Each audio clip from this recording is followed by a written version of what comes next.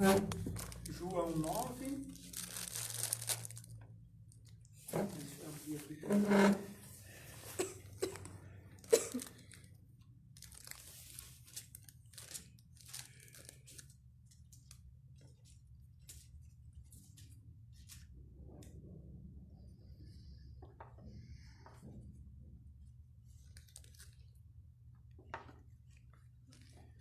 A gente tem conversado já há algumas semanas nessa série Histórias e a gente está encerrando hoje e a ideia é a gente falar sobre uma nova história.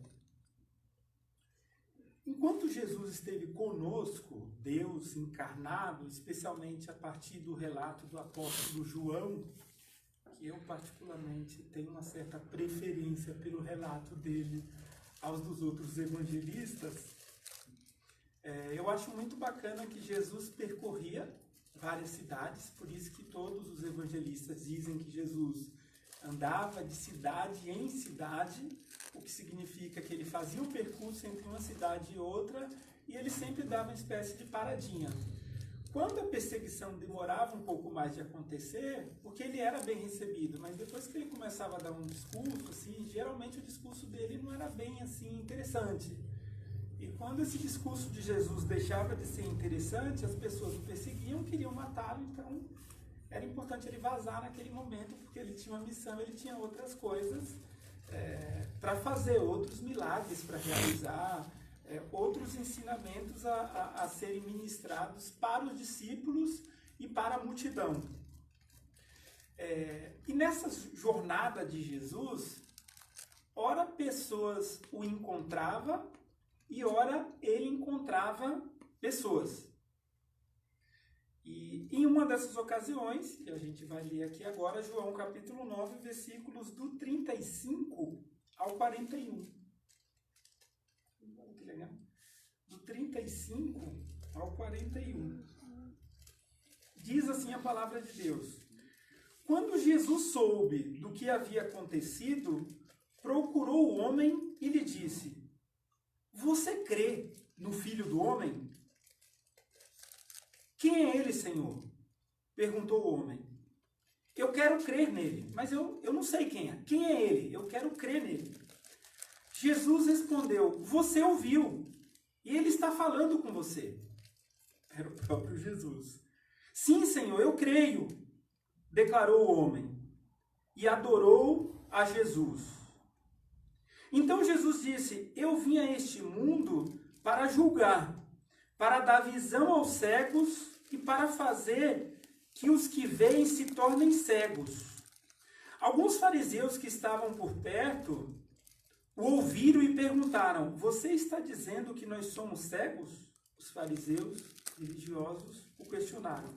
Você, Jesus, está dizendo que nós, fariseus, mestres da lei, pessoas que entendem da Torá, pessoas que interpretam o Antigo Testamento, nós somos cegos? Jesus respondeu: Se vocês fossem cegos, não seriam culpados, respondeu Jesus. Mas a culpa de vocês permanece, pois afirmam que podem ver. No Evangelho de João, os relatos sobre Jesus sempre mostram para a gente algumas dualidades, e algumas contradições, e alguns pontos opostos. Luz, trevas, vida, morte, destruição, reconstrução.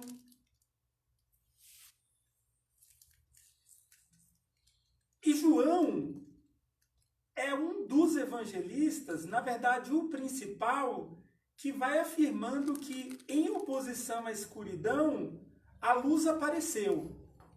Quando você lê o Evangelho de João no capítulo 1, que ele vai dizer o seguinte: no princípio era Deus, o verbo estava com Deus, e o verbo veio, encarnou, habitou entre nós, tabernaculou entre nós. E o verbo apareceu como uma luz. Inclusive João Batista, ele falou sobre essa luz. Mas o João Batista, ele não era a luz. Ele falou sobre a luz. Só que quando essa luz veio ao mundo, ela foi rejeitada, porque os homens preferiram suas obras más, eles preferiram continuar na escuridão, preferiram continuar nas trevas. João também, no capítulo 6, versículo 37, vai dizer de uma afirmação de Jesus muito importante, quando Jesus diz que aqueles que o Pai me dá virão a mim, e eu jamais os rejeitarei. Que aí o que Jesus está dizendo é essas pessoas que se aproximam da luz, ou quando essa luz se aproxima de algumas pessoas, significa que o Pai me deu essas pessoas. E aqueles que o Pai me deu, eu não vou rejeitar de forma alguma, eu não vou deixá-los na escuridão. Necessariamente aqueles que eu, Jesus, encontrar e aqueles que me encontrarem viverão na luz. Eles serão tirados da escuridão.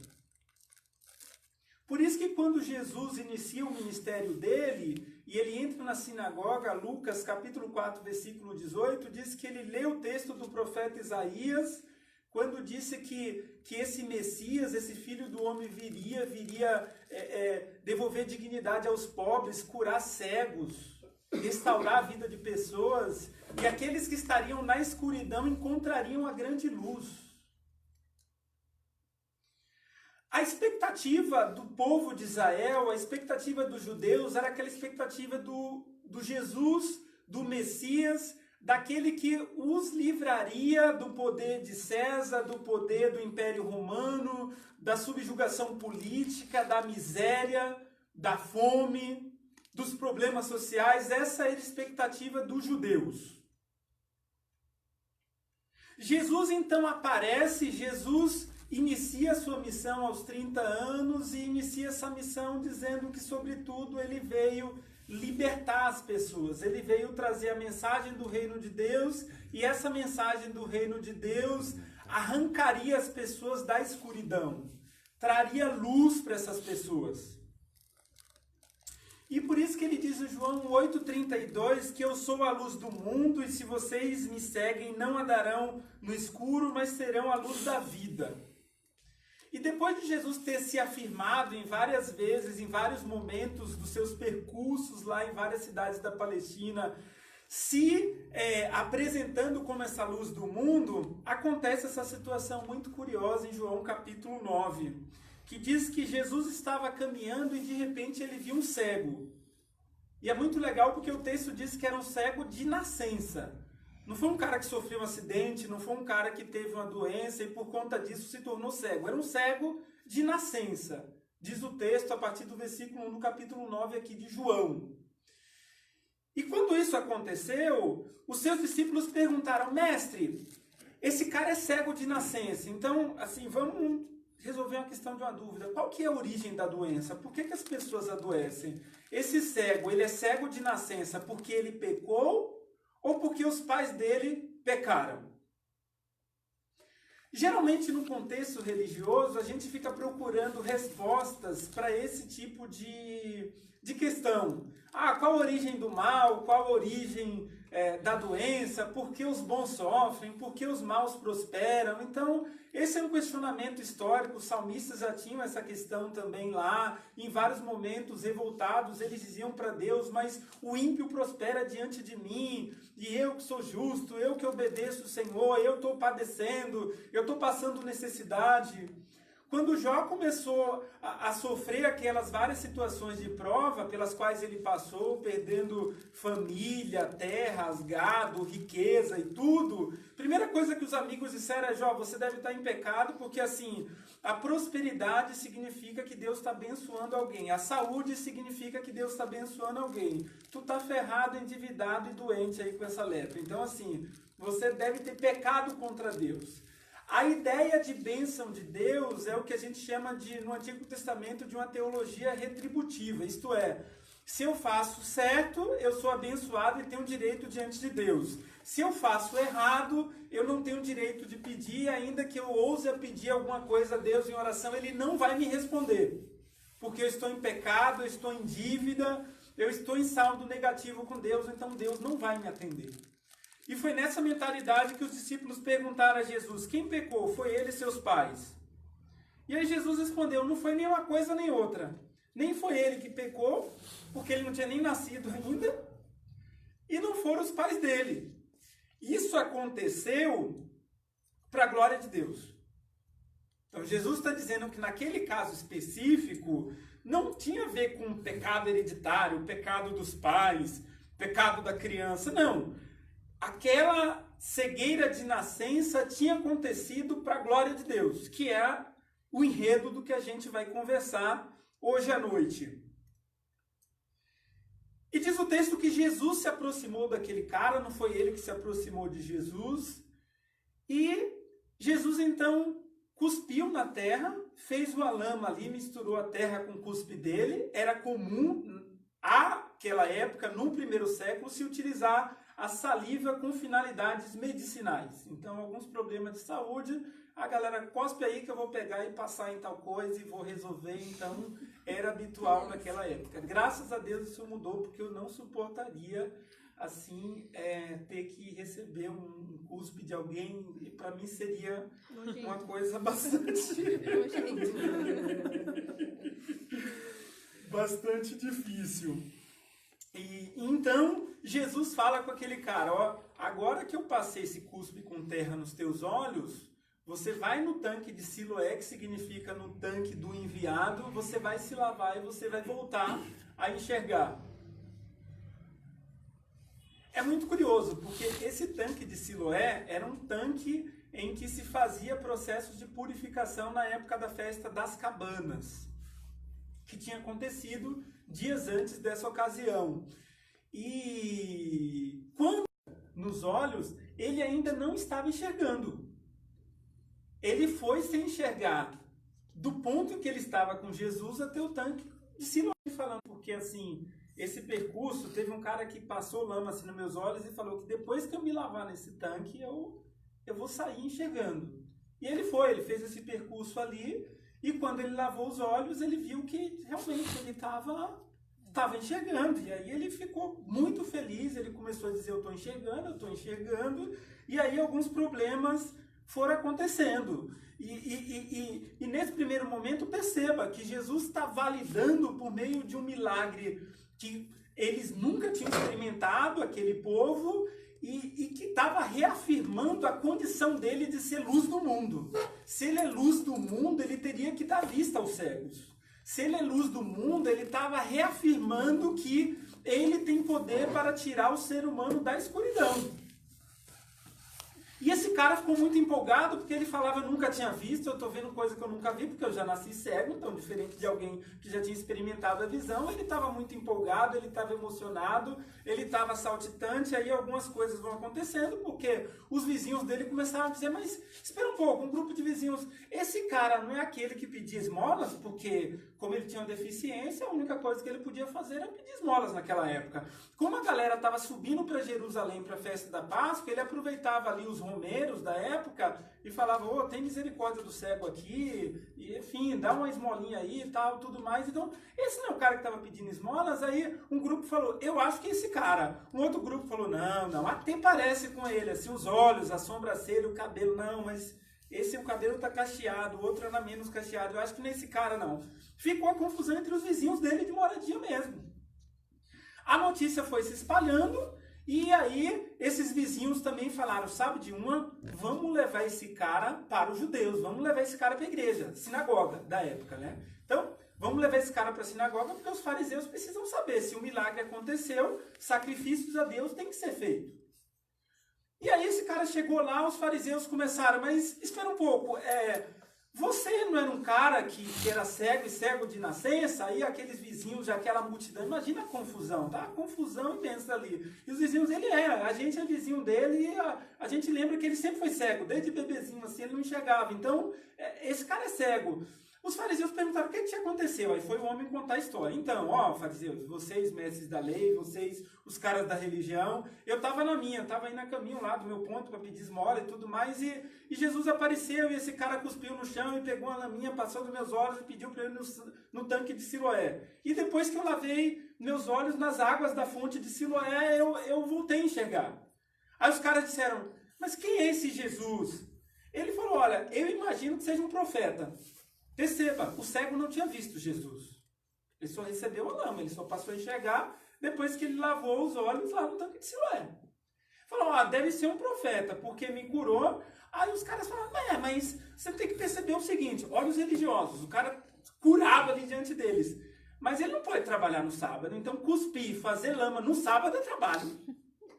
Não pode. Ele não poderia ter te curado. Ele deveria esperar domingo, assim, porque sábado, putz, ele trabalhou, ele mexeu, ele misturou a terra com cuspe. Foi trabalho isso aí. Então, ele não poderia ter feito isso. É no sábado. Olha o tema que os caras trouxeram. E aí falaram, ei, a gente não está acreditando nesses vizinhos que estão dizendo que esse cara era cego. Vamos chamar os pais dele. Então, retirou ali da audiência na sinagoga o cego, chamaram os pais dele. Chamaram, vocês são os pais do cara? Tá bom, nós somos, sim. Vocês estão sabendo que ele foi curado? A gente ouviu dizer, olha os pais, a gente ouviu dizer que ele realmente está enxergando. Aí falaram, mas como que ele foi curado? Os pais disseram, olha, eu sei de duas coisas. Eu sei que nós somos os pais dele, a gente aceita a paternidade e a maternidade, e a gente sabe que ele é cego de nascença. A mulher falou, ele saiu de mim, ele já saiu cego, mas assim, que ele foi curado a gente não sabe. Ele já é maior de idade, pergunta para ele. Diz o texto que os pais se saíram da situação porque havia uma certa regra estabelecida ali, de que se alguém que frequentava a sinagoga reconhecia que Jesus fosse o Filho de Deus, ele tinha que ser expulso da sinagoga. E os pais eram frequentadores da igreja, ali da sinagoga. Então os pais disseram, se a gente começar a contar que esse tal de Jesus o curou, a gente vai ser expulso. Então nem os pais também se preocuparam e deram ênfase à cura do cara. Falaram, ele é maior, pergunte para ele. Aí mais uma vez, saem os pais e traz o cara de novo. Então, conversamos com seus pais e tal, e tudo bem. Vamos fazer o seguinte, abafa o caso, esquece esse negócio de Jesus e você vai ter que dar glória a Deus. Quem te curou foi Deus, não foi Jesus. Não, mas foi um tal de Jesus. E olha, ele deve ser um cara de Deus. Aí o cara, não, o que você está dizendo? Falou, não, o cego perguntou, vocês fariseus ficam tão me perguntando sobre esse tal de Jesus que eu estou achando que vocês querem também se tornar discípulos dele. Aí os fariseus disseram, não, como assim? Você é um pecador, nasceu em pecado e está dizendo pra gente que a gente quer ser discípulo desse cara? Aí o cego falou, não, eu não estou querendo discutir, vocês realmente são mestres da lei, eu não estou querendo discutir essa questão com vocês. Mas o que está posto aqui é o seguinte, não é comum alguém curar um cego de nascença, o próprio cego disse, se esse cara me curou, ele é um homem de Deus. De Deus ele veio, porque ele me curou. Aí virou aquela confusão e tudo mais, e os fariseus ficaram muito revoltados com o testemunho do cara. E o texto que a gente leu diz que depois de toda essa confusão que eu contei, Jesus então vai reencontrar esse cara. Jesus vai se apresentar para ele. Ele tinha sido curado, mas ele não tinha ainda conhecido a Jesus. E quando Jesus soube que aquela cura que ele realizou na vida desse cego tinha gerado toda essa confusão, diz o texto que quando Jesus soube do que havia acontecido, procurou o homem e lhe disse, você crê no Filho do Homem?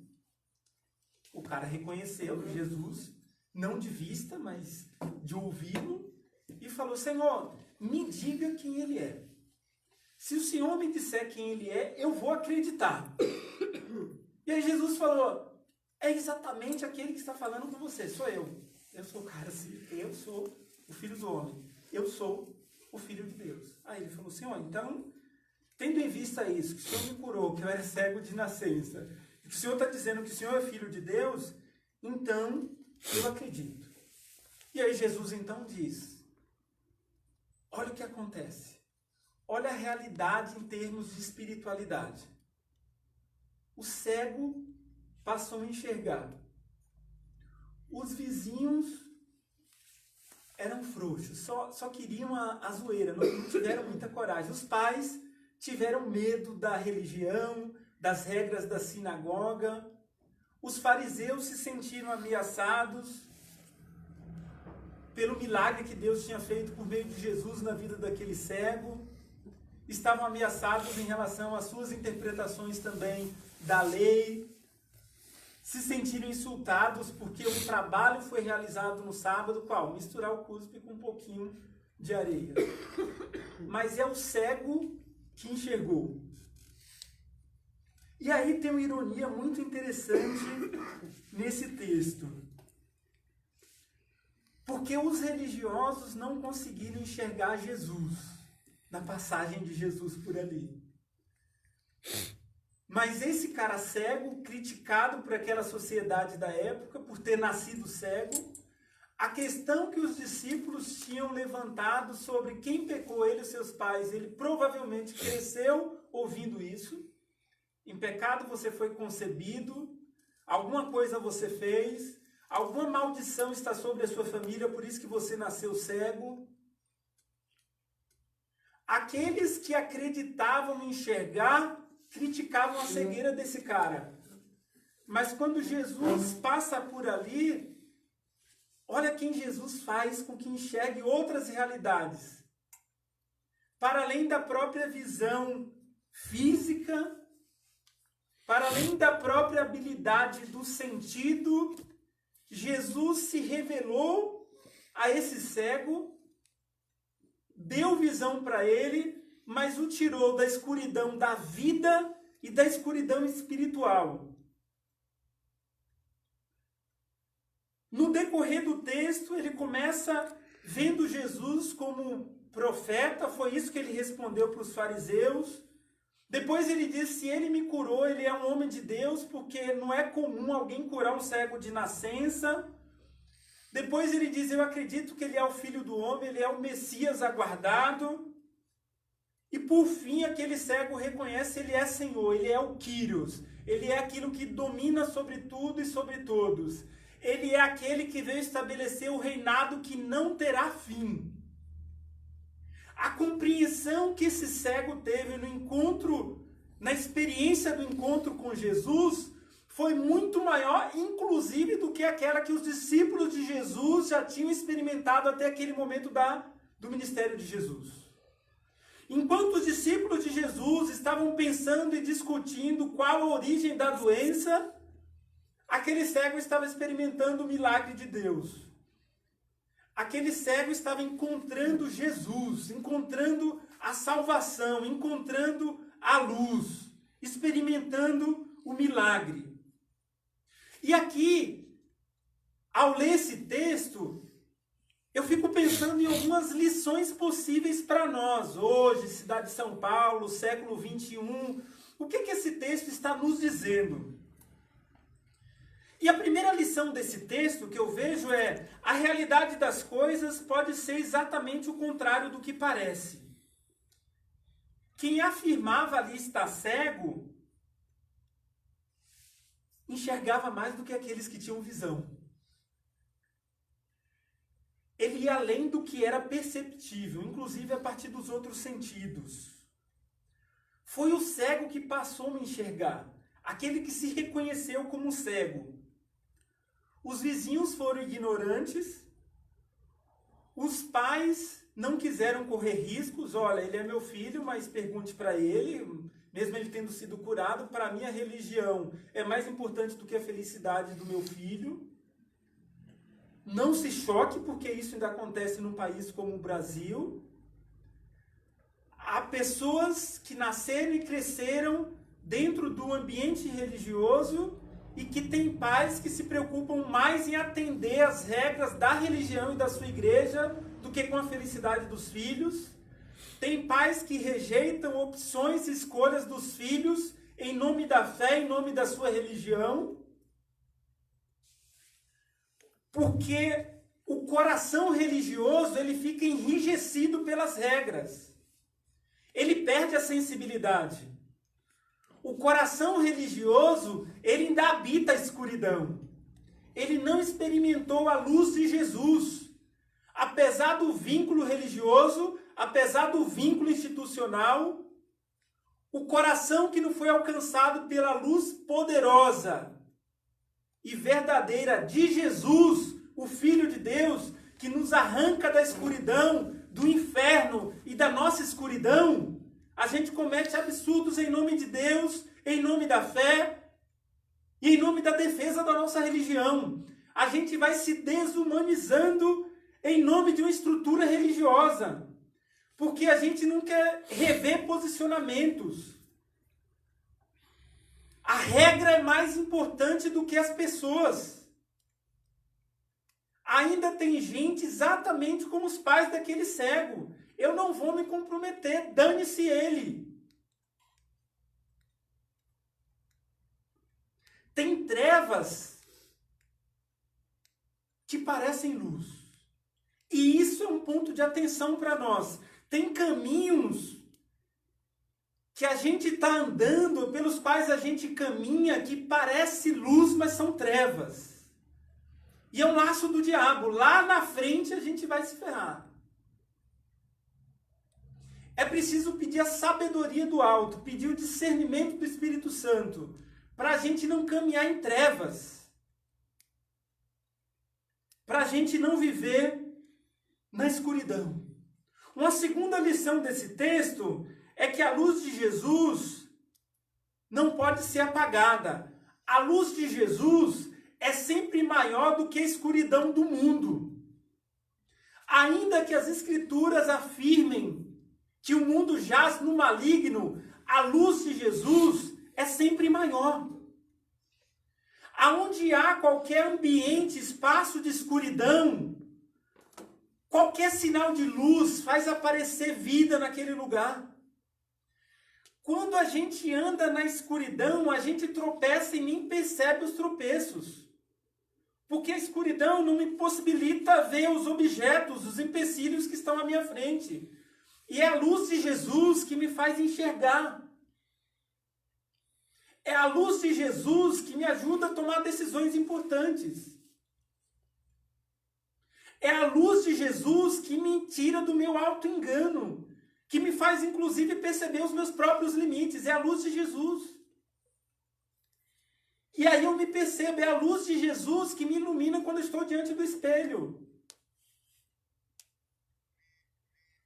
Que me faz ver limites e possibilidades que há em mim, e minhas falhas, meus erros. João 1, 4 e 5 diz o seguinte: aquele que é a palavra, Jesus, possuía a vida, e a sua vida trouxe luz a todos. A luz brilha na escuridão, e a escuridão nunca conseguiu apagá-la. Olha a compreensão do apóstolo João. Por mais que a escuridão negue a luz, por mais que aqueles que vivem na escuridão não aceitem a luz jamais será apagada. A luz sempre será maior, sempre será mais poderosa do que qualquer escuridão, do que qualquer angústia, do que qualquer tristeza, do que qualquer situação adversa. A luz é maior. Uma terceira lição nesse texto é que podemos aceitar ou rejeitar a luz de Jesus. João 3,19 diz assim: e a condenação se baseia nisto. A luz de Deus veio ao mundo, mas as pessoas amaram mais a escuridão que a luz, porque os seus atos eram maus. As pessoas vivem nas trevas porque elas rejeitam a luz de Jesus. Apesar de reconhecer que suas obras são más, a gente rejeita a luz. Porque a gente não quer se enxergar. Iniciei uma série de vídeos curtos nas redes sociais chamado Cafezinho. Em algum momento eu falava sobre um tema lá e eu disse isso, que conhecer a Deus implica necessariamente a gente se conhecendo também. Qualquer espiritualidade que propõe um conhecimento de Deus que não me faz enxergar a mim mesmo é balela, é engano, é construir um Deus a partir de uma fantasia que eu crio, de um universo que eu crio. Porque a luz de Jesus me faz enxergar Deus, mas faz com que eu me enxergue também. É um movimento que vai dos dois lados. Quem vive na luz tem comunhão com Deus, uns com os outros, e sabe que foi perdoado. Ele passa a experimentar, ou a pessoa passa a experimentar uma nova vida em comum unidade, em comunidade. que é a tríade relacional defendida pelo apóstolo João nas 3 cartas dele. Sabe aquelas 3 cartas pequenas, 1º, 2º e 3º de João lá antes do Apocalipse? Ele vai dizendo que na espiritualidade que seja considerada saudável, a gente conhece a Deus, a gente vai conhecendo a si mesmo e a gente vai se movimentando em direção do outro. E ele diz, 1 de João, capítulo 1, versículos 6 e 7. Portanto, se afirmamos que temos comunhão com ele, mas vivemos na escuridão, mentimos e não praticamos a verdade. Mas, se vivemos na luz, como Deus está na luz, temos comunhão uns com os outros, e o sangue de Jesus, seu Filho, nos purifica de todo pecado. Eu só compreendo que eu sou perdoado por Deus, porque primeiro eu compreendi que eu sou pecador. Porque primeiro eu compreendi de que eu preciso ser salvo. De que eu preciso assumir um compromisso com Jesus. E quando isso acontece, eu me aproximo de Deus por meio da luz de Jesus, e isso me viabiliza também uma aproximação em relação aos outros, em relação àqueles que estão no meu entorno. E isso me faz assumir um compromisso com Deus, comigo mesmo e com aqueles que estão à minha volta. E aí é o momento que Jesus faz nascer um milagre, que é o milagre do nascimento da igreja, do espaço de comunhão, do espaço do encontro. E vez ou outra, Deus ilumina a nossa vida, nos faz enxergar algumas coisas por meio de outras pessoas, de amigos, de quem está perto, de quem nos ama, de quem nos quer ver bem. De pessoas que dizem, Rafa, cara, você é um cara legal, mas isso aqui você não está muito legal. E aí o Rafa olha e fala, graças a Deus, que por meio desse grande amigo eu estou reconhecendo um limite meu e eu preciso melhorar nisso, eu preciso ser transformado. A luz de Jesus habita em nós e faz um movimento entre nós, de maneira que a gente seja compreensível em relação aos outros, compreensivo também, que a gente seja tolerante, que a gente respeite a história daqueles que estão à nossa volta, que a gente não use as diferenças como motivo para um distanciamento, mas que seja um desafio de comunidade, que seja um desafio de caminhar junto, que a gente seja, como dissemos aqui na celebração de inverno, aquecidos uns pelos outros, que a gente encontre na comunidade de Jesus, na vida comunitária, um lugar de acolhimento, um espaço de cura, um espaço de transformação, um espaço para a gente viver uma nova história. Não tem nova história quando eu faço as mesmas coisas, quando eu continuo na escuridão. A luz de Deus me ilumina, mas eu tenho que responder positivamente a essa luz, a essa revelação que se apresenta a mim. Para João, ele vai deixando claro que há uma escolha de eu aceitar ou não essa luz, de eu seguir ou não na escuridão. E eu vou decidindo isso, não apenas uma vez, mas todos os dias. O caminho da exclusão, o caminho da solidão, o caminho da individualidade exagerada vai nos levar à destruição, vai nos levar às trevas, vai nos levar à depressão, vai nos levar ao sofrimento. Mas o caminho do encontro, o caminho da restauração, é sempre o caminho da luz de Jesus, junto com pessoas que nos amem, junto com pessoas que nos acolham. É uma história que é de cada um, mas que ela vai se construindo na coletividade. Tomara que o nosso coração compreenda isso, tomara que o Espírito Santo ilumine a nossa mente, tomara que o Espírito Santo nos dê condições da gente rever e repensar nossa própria história. Tomara que a gente entenda que um dia nós tivemos um encontro com essa luz de Jesus. E que isso nos possibilitou uma nova história, construir um novo tipo de vida. Um novo jeito de planejar as coisas, sob a bênção de Deus, sob a direção de Deus, sabendo que Deus nos fez livres, mas que em oração, em comunhão, a gente pode apresentar todos os dias nossa vida diante de Deus e pedir que a misericórdia dele nos alcance. E pedir que a gente não fique perdido aqui no meio do caminho. E pedir que a gente não entre na escuridão sem que percebamos isso. Não tem luz sem que Jesus esteja. Ele disse, eu sou a luz do mundo. Só há vida nele. Só há uma nova história construída a partir do encontro com ele. João diz que sem ele nada do que foi feito se fez. Olha que legal. Nada do que foi feito se fez. Isto é, tudo que a gente pode conhecer na vida só foi posto porque Deus o fez ou permitiu que existisse. Ele é o sustentador da vida. Ele é o fundamento de tudo que há, de toda a criação, da vida de todo homem, de toda mulher. E que Deus nos permita seguir na vida reconhecendo isso.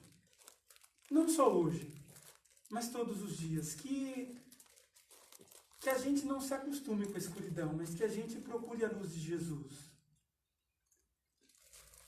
E que ao encontrar essa luz de Jesus, a gente não faça opção de sair dela, mas que a gente permaneça na luz, onde há vida, esperança, reconstrução, recomeço e uma nova história.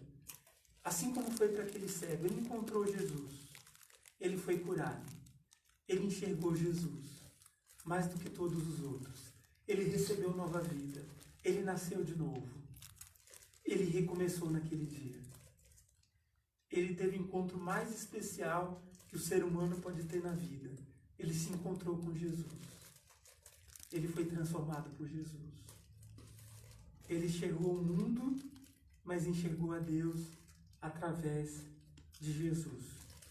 Que Deus, em Cristo Jesus, nos abençoe. Amém? Vamos orar? Vamos colocar de pé.